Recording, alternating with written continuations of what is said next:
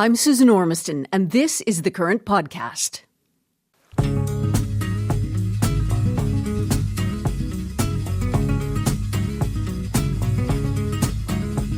Jolene, Jolene, Jolene, Jolene, I'm begging of you, please don't take my man. Jolene, Jolene, Jolene, Jolene, please don't take him just because you can. I hope you're tapping your toes. Dolly Parton will go down in history as one of country music's greatest stars. Her death yesterday at 80 leaves a hole in our culture and in the hearts of so many fans. While her songs and voice made her a big star, Dolly Parton was also a philanthropist. In 1995, she launched something called Dolly Parton's Imagination Library, which has gifted more than 300 million books to young children around the world. I am as proud of the Imagination Library as I ever will be anything I ever do for the rest of my life. And I have told the story many times of how it came to be because of my own father, who couldn't read and write, grew up in a big family in the mountains. And so when I saw how crippled that had made my dad emotionally, I wanted to do something to help him. And so I got the idea to do this program where we gave books to children from the time they were born. Once a month, they got a book in the mail, or they do still, to where they could learn to read at a very impressionable age. Dolly Parton's Imagination Library mails a book a month to children until they're 5 years old. And the first book each child receives is The Little Engine That Could. The little train rumbled over the tracks. She was a happy little train, for she had such a jolly load to carry. Her cars were filled full of good things for boys and girls. Just imagine if Dolly Parton was the first person to read you that book. Her early childhood literacy program launched in Canada 20 years ago. Chaya Kulkarni is on the Imagination Library's book selection committee. She's also the Director of Infant and Early Mental Health Promotion at Sick Kids Hospital in Toronto. And she joins me this morning from Tweed, Ontario. Good morning, Chaya. Good morning. Everybody's reflecting on Dolly today, but what was your first reaction when you heard she died yesterday? Oh, I was heartbroken. You know, every year I go to Tennessee for the book selection committee meeting, and every year we wonder, is Dolly going to come this year? And of course, this year we won't be wondering that. We will miss her. And I am, though, just so honored to be part of her legacy, which is phenomenal, just phenomenal.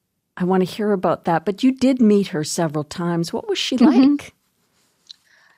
Probably the most humblest soul I know. You know, she just was very kind.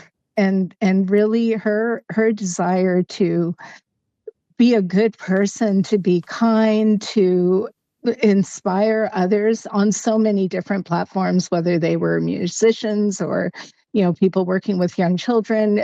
She was just a very kind and generous and humble person. And I really, when I look back at, you know, meeting her and just getting to know her through the program, I really think that for her, she would view the Imagination Library and her legacy as a privilege. Like, I really think that, like, for her, it was a privilege to have the capacity and the resources to do this, to create this program that has touched the lives of millions of children around the world, not just in the U.S., not just in Canada, but in Australia, the U.K., Ireland.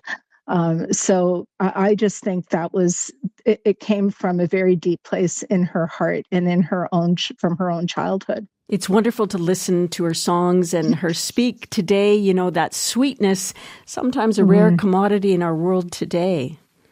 Yeah, it really is. And her legacy, I can tell you right now that I have no doubt that she has put in place everything needed for this program to continue for years to come. So what can you tell me about how this works and about the families who get the books from the Imagination Library in Canada and around the world? Yeah. So essentially, a community needs to join. This isn't a program that an individual parent can sign up for. So it could be a province, like PEI has been part of this. Many Indigenous communities have been part of this. So the community has to join, and they have to raise some of the funding to support the collection. But once the community has done that, they register. The kids can register. The families do that. There's a whole process in Canada for that. And they start to receive a book every month from the time, like from when they're 1 month old, if they sign up that early. The books are addressed to the child as well. They arrive pretty much at the same time of the month. So, we have heard so many stories and had letters from so many parents talking about how their child knows on the calendar, that their book is coming today, right? Yeah. And they look forward to that. And the books, I can remember going to my first meeting when Dolly's Imagination Library was in this really old little house in Pigeon Forge, and thinking, oh, this is going to be, all the books that publishers don't want, like their overruns, right? And what blew me away was it was actually the opposite of that. These are award-winning books that come to the table.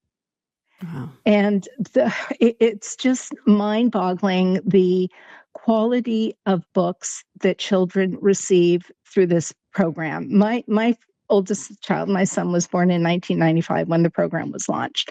So he grew up with, watching this and me talking about Dolly and the work in Canada.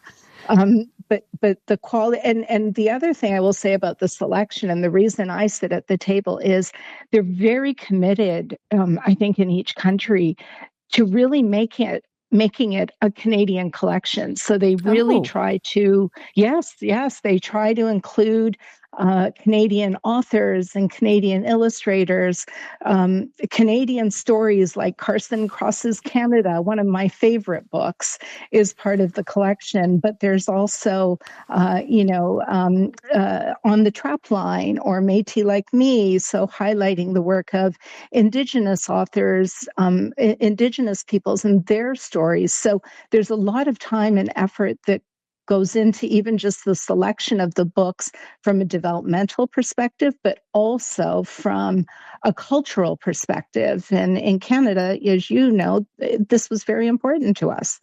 Indeed. Very interesting.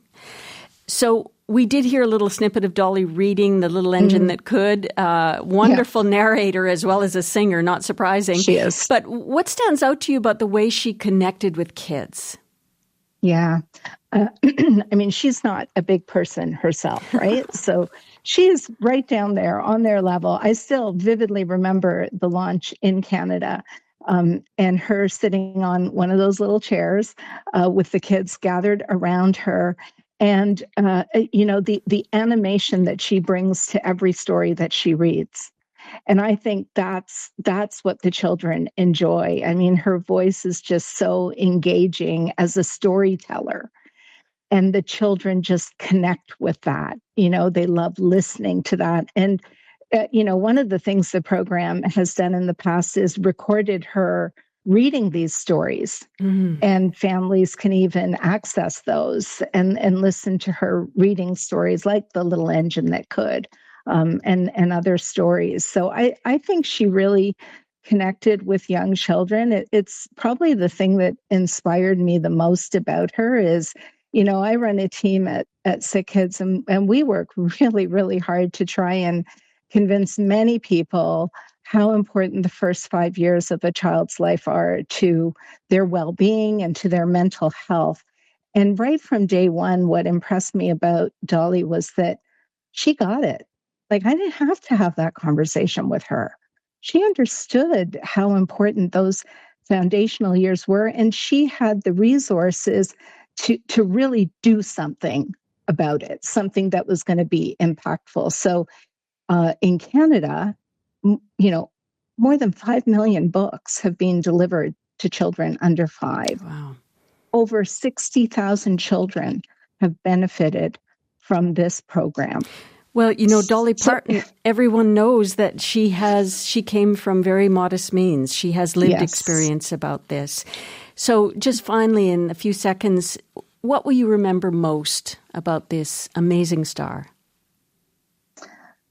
that she gave millions of children the gift of loving stories. Mm. It's a gift that lasts an entire lifetime for children. And, for me, just such a privilege to be part of that legacy. We'll all miss her. Yes, for sure. Yeah, I was listening to a lot of her songs last night and even this morning. And yeah, she was an amazing person. Yeah. And people can donate if they go to the imaginationlibrary.com website. They can actually donate to the Canadian Imagination Library if they wanted to, and it just means that we just get to give more and more kids this gift of literacy and loving reading. And I have a whole shelf of books in my home.